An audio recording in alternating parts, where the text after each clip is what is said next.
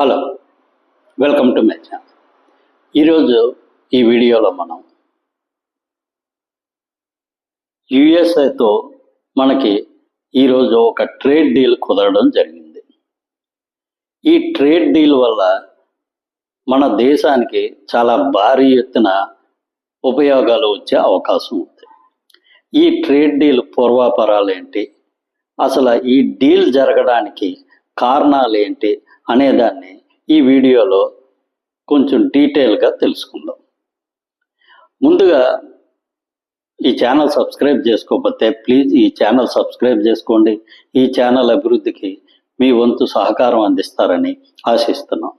ఇక ఆ విషయంలోకి వెళ్తే మనందరికీ తెలిసిన విషయమే, ఇండియా మీద అమెరికా 25% పన్నును విధించడం జరిగింది. కాకపోతే మనం రష్యా నుంచి ఈ క్రూడ్ ఆయిల్ని దిగుమతి చేసుకోవడంతో ప్రస్తుతం యుఎస్ఏ వారు ఆగ్రహించి మన మీద రష్యా నుంచి క్రూడ్ ఆయిల్ దిగుమతి చేసుకున్నందుకు మరో 25% పన్నుని అదనంగా వేయడం జరిగింది. దీనితో భారతదేశం నుంచి అమెరికాకి వెళ్ళే వస్తువుల మీద 50% పన్నుని విధించడం జరిగింది. దీనివలన చాలా భారీ ఎత్తున మన దేశ ఎగుమతిదారులు నష్టపోవడం జరిగింది.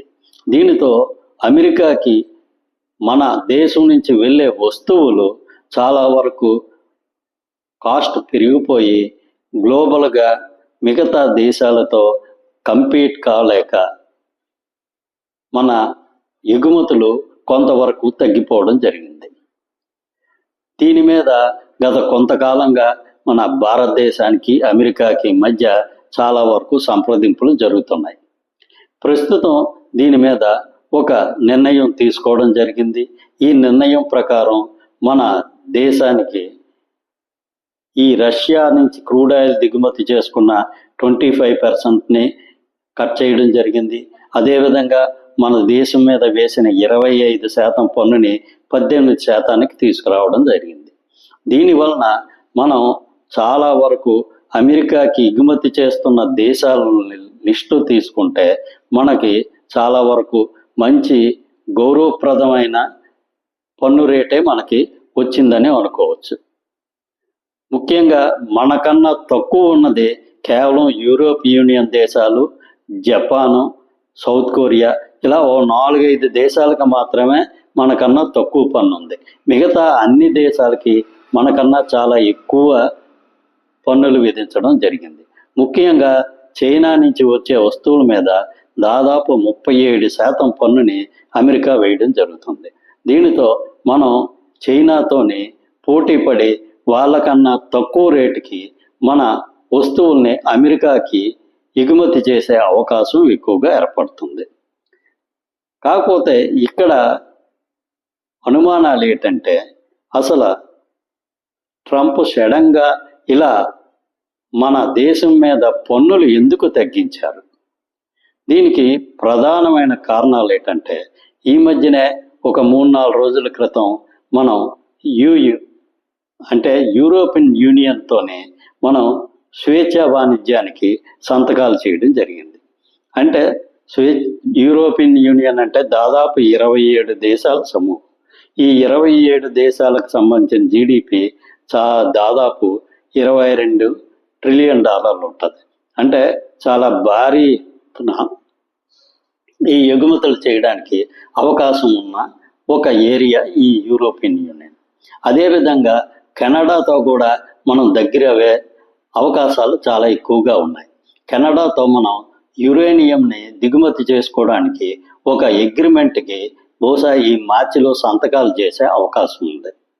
దీనితో అమెరికా ప్రభుత్వం వారు భారతదేశం మీద పన్నులు విధించినా వాళ్ళు వేరే మార్కెట్లని చూసుకుంటున్నారని చెప్పి అనుమానం రావడం జరిగింది. ఈరోజు చైనాకి పోటీగా నిలబడాలంటే భారతదేశంతో స్నేహం చెయ్యక తప్పదని వాళ్ళు ఆలోచన చేసుకొని భారతదేశంతో స్నేహపూర్వక వాతావరణాన్ని సృష్టించుకుందామని చెప్పి కూడా ఈరోజు ఈ పన్నుల్ని తగ్గించడం జరిగింది. కాకపోతే ఈ పన్నులు అనేది ఏకపక్షంగా తగ్గించారా, లేదంటే భారతదేశం మీద ఇండైరెక్ట్గా ఏమైనా సరే అదనపు భారం పడే పరిస్థితి ఉంటుందా అనేది మనకు భవిష్యత్తులో తెలుస్తుంది. ప్రతిపక్షాల నుంచి వస్తున్న వాదన ప్రకారం చాలా వరకు మన వ్యవసాయ ఉత్పత్తులని ఇబ్బంది కలిగించే పరిస్థితులు భవిష్యత్తులో వచ్చే అవకాశం ఉందని చెప్పి ప్రతిపక్షాలు విమర్శించడం జరుగుతుంది. ఇక్కడ అమెరికాలో చాలా భారీ ఎత్తున ఈ వ్యవసాయ ఉత్పత్తులు అనేవి ఉన్నాయి. ముఖ్యంగా ఈ సోయాబీను, మొక్కజొన్న ఇటువంటివి చాలా ఎక్కువగా పండించడం జరుగుతుంది. వాళ్ళ పంటని విదేశాల్లో అమ్ముకోవడానికి వాళ్ళకి సరైన కస్టమర్స్ దొరకటం లేదు. భారీగా జనాభా ఉన్నటువంటి ఇండియాతో స్నేహం చేస్తే వాళ్ళ వ్యవసాయ ఉత్పత్తుల్ని మన దేశానికి ఎగుమతి చేసుకోవచ్చు అనే ఒక ఆలోచన కూడా వాళ్ళు చేస్తున్నారు. అదే కానీ జరిగితే మన దేశంలో ఉన్న రైతులు చాలా తీవ్రంగా నష్టపోయే అవకాశం ఉంది. కాకపోతే ప్రస్తుతం ప్రభుత్వ వర్గాల నుంచి వస్తున్నది ఏంటంటే, మన దేశ రైతుల ప్రయోజనాలను పణంగా పెట్టి మేము ఏ విధమైన నిర్ణయాలు తీసుకోము, ఇవి పూర్తిగా రెండు దేశాలకి ఉపయోగకరంగా ఉండే నిర్ణయం మాత్రమే, దీనివలన మన దేశ రైతులకి ఏ విధంగానూ నష్టం జరగదని ఒక భరోసా ఇవ్వడం జరుగుతుంది. కాకపోతే భవిష్యత్తులో ఇది ఎంతవరకు నిలబడుతుందా అనేది మనకు కాలమే తెలియజేయాలి. Thank you. ఈ వీడియో నచ్చినట్లయితే ఈ ఛానల్ సబ్స్క్రైబ్ చేసుకోండి. Thank you very much.